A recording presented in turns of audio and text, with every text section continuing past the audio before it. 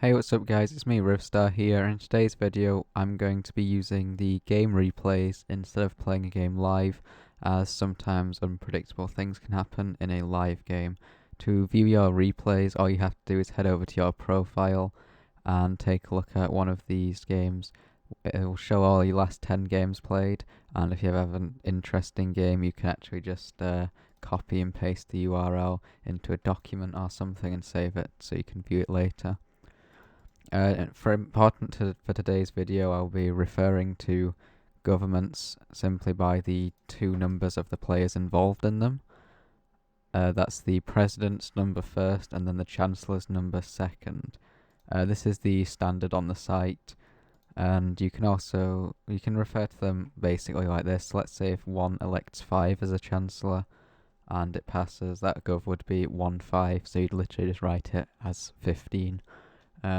You can write it like this, 1-5 with spaces and dashes. You can write with just a dash, or you can write with just a space. You can write anything to sort of separate these two numbers, but most of the time on the site people just put them straight together and everyone knows what you mean and everyone uses that. So that is the format on this site. That's important to know for all future videos. You can also use an X to represent any player. So let's say you were discussing what government one played, so you definitely want one to be a president, but you don't really care who the chancellor is. You could say something like, I will yar 1x, for example, which just means I'll yar one with any chancellor. In today's video we're going to be talking about the current meta on the site. I'm going to start by saying there's no one strict meta that every single player plays. Particularly in high-elo games people break meta quite often, so I would suggest to all players that they do not actually break meta at all ever until they fully understand why the meta exists and what happens if they don't follow it, particularly any non-high elo games, because if you break meta there you'll be considered fascist by most players for doing so. So it's therefore very beneficial to follow the one meta that I'm going to be showing in this video that's played by most players on the site. In all of these guide videos I'll be focusing specifically on the 7-player version of the game, because 7-player is the most balanced game mode on this site and it's therefore the most played one. So let's start with the basic reasoning as to why we have a meta on this site. The idea behind it is just that as a liberal you want to be playing the game to maximize your liberal win rate basically, and playing meta is simply beneficial to liberals. So everyone's pretending to be a liberal and everyone should therefore be doing the meta because that's beneficial to them.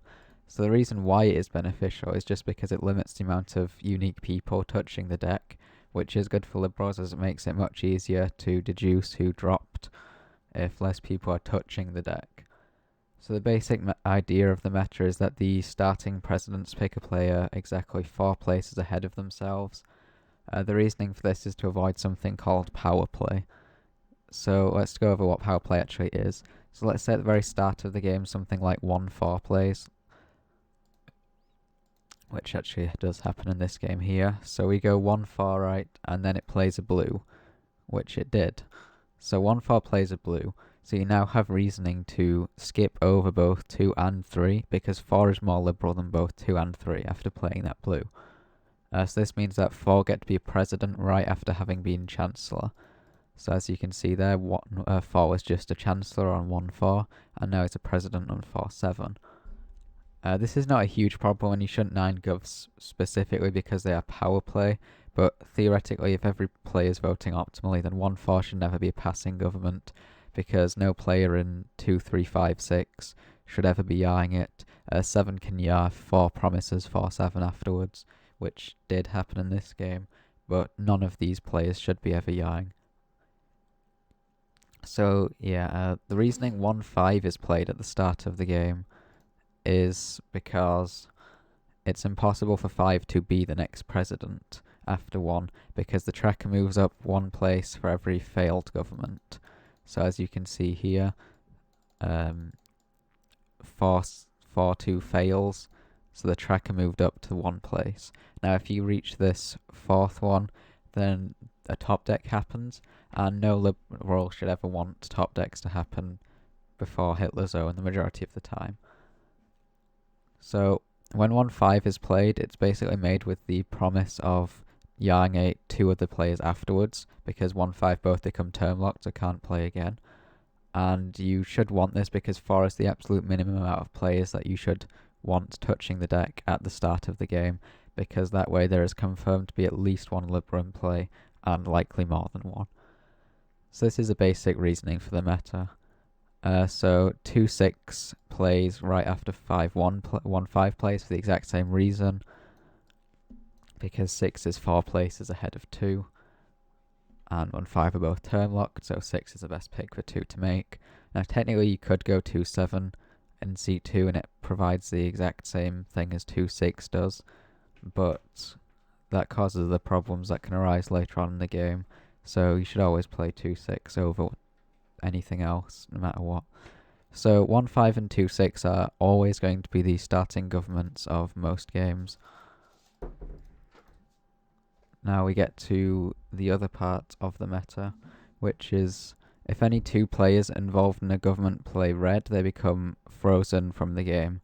What this basically means is that they no longer should be playing at all before Hitler Zone as either Chancellor or President. And when Hitler Zone comes around, there's no such thing as freezing anymore, because it's an entirely different game, essentially. So the actual reasoning why the freezing happens is, it's actually got pretty bad logic behind it, but it usually works anyway. It's basically that you are just hoping that in any red government, that at least one of the people in it is a fascist, which the majority of the time it does have at least one fascist. And even if their government does have 2 liberals, the game is still entirely winnable without those 2 in play, as there'll almost always be at least one of the liberal in power. So let's say that 1-5 is red and 2-6 is blue, which I believe happens in this game. So yeah, you get 1-5 playing red, 2-6 playing blue. Now what the government plays here is 3-7. And the reasoning why you play 3-7 here is because both 1 and 5 are frozen after playing that red. So now you need to have 2 more players in the game. And that just so happens to be 3 and 7 for the same reason that 1-5 and 2-6 played, because 7 is 4 places ahead of 3.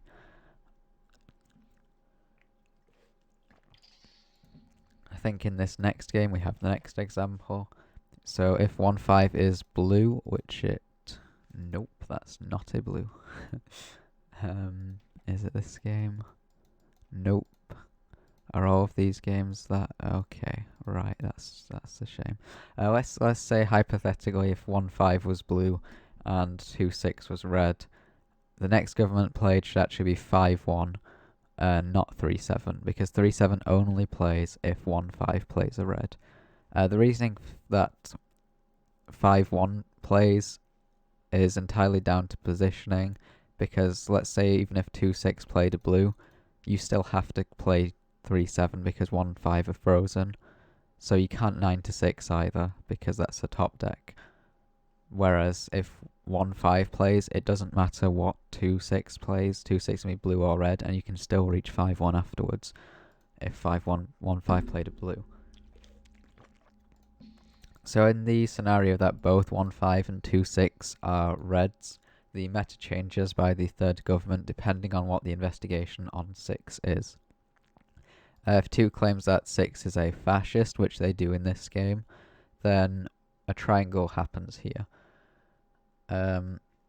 What a triangle is basically it's 3 players just consecutively voting each other as president and chancellor. And the reason why this happens is because 3-4-7 is confirmed to have at least 1 liberal and likely 2 liberals, since 1-5 was red, so it's assumed to have a fascist in it. I have just realised that 2 actually investigated 3 in this game. Let's just pretend that didn't happen. Yeah, so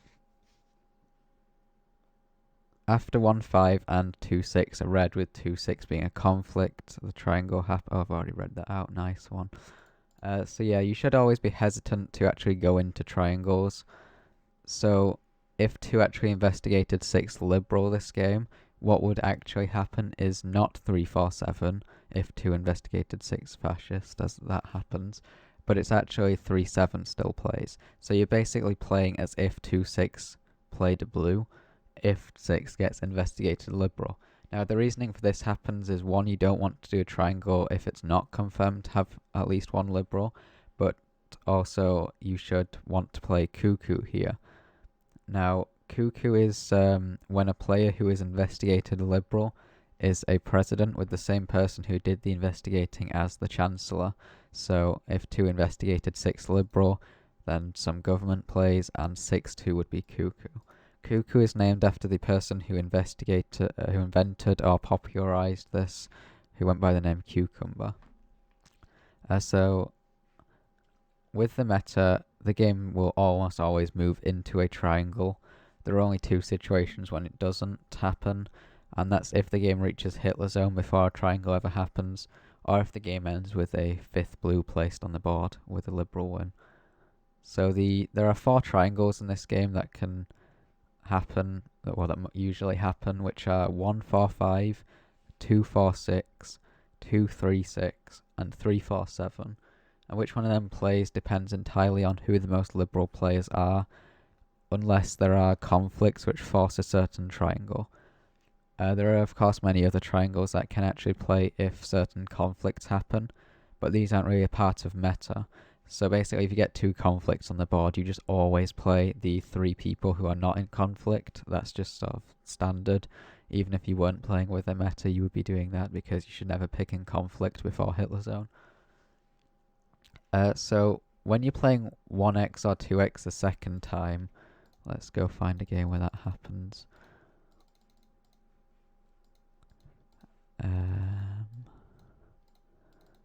Surely one of these works. It does, right? So yeah, when you're playing 2x the second time,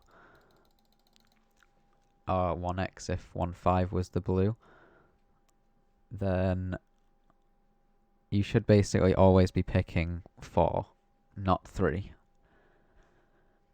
The only exception when a triangle ever happens with 3 is when 2-6 and then 3-7 both play a blue. Then there's information on 3, there's positive information on them because they played blue, which means it's beneficial to play 3 over 4, because 4 has no information but 3 has some. So there's another reason why you should always play 4 over 3, and that's simply to avoid giving choices or variations in the meta, because in the long run, if a player is allowed to pick freely between 2 governments, it will always benefit fascists. This is because if the player is liberal, they will be blindly picking into 2 people, but if the player is fascist, they'll have information a liberal wouldn't, and they can just pick the person that best benefits their team. So if a player goes 1-3 or 2-3 instead of 1-4 or 2-4 without really a good reason why, you should play with some suspicion on them. So let's say 2 was fascist here and 3-7 was let's say 1-5 somehow played a blue and you decided to play 2-6, and then 1-5 5-1 was a conflict. You play 6-1, that's blue, and you 9-2. Then 2 is a free pick in 3-4. So let's say if 2 is a fascist, 2 knows 3 is their fascist, so 2 can then either play 2-4 to conflict to get force 3 into play next, or I can play 2-3 to make 3 look better. Whereas if 2 was the liberal, 2 wouldn't know who was who in 3-4. So to finish this episode off, we're going to be talking about certain scenarios that can come up in a game. So let's say if 1-5 played a blue and 2-6 was a force, that means that the president got red, blue, blue, and forced the chancellor blue, blue.